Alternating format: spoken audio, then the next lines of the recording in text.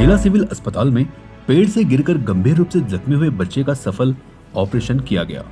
बच्चे की दाहिनी कलाई और कोहनी की हड्डी टूट गई थी, लेकिन सिविल अस्पताल में हाथ की सफल सर्जरी के बाद बच्चे के चेहरे पर मुस्कान आ गई।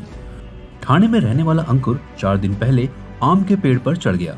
वो पेड़ का अंदाजा नहीं लगा सका और नीचे गिर गया।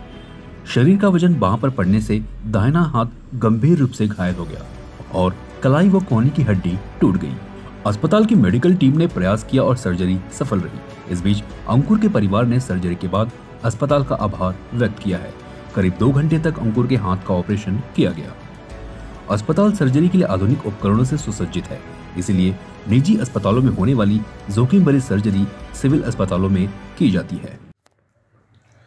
आपल्याकडे 13 वर्षाचा मुलगा एक उंच झाडावरून पडल्यामुळे हाताला एक गंभीर दुखापत आणि कॉम्प्लेक्स फ्रॅक्चर सांगतो आपण त्याला, एकदम कॉम्प्लिकेटेड फ्रॅक्चर झाला होता हाताला।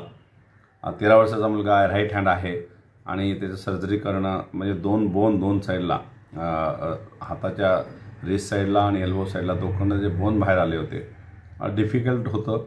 फ्युचरच्या दृष्टीने त्याच्या पुढे त्याला शाळा कॉलेज शिकताना रायटिंग करताना राईट हँड असल्यामुळे एक डिफिकल्ट सर्जरी होती। परंतु आम्ही याच्यावर डिस्कशन केलं, आमचे डॉक्टर साळवेंनी सगळ्यांची संमती घेऊन एक कसं प्रकारे ऑपरेशन करून अतिशय कॉम्प्लेक्स ही सर्जरी अगदी मस्तपैकी केली आणि त्याच्या हाताचं रिकवर केलं आहे।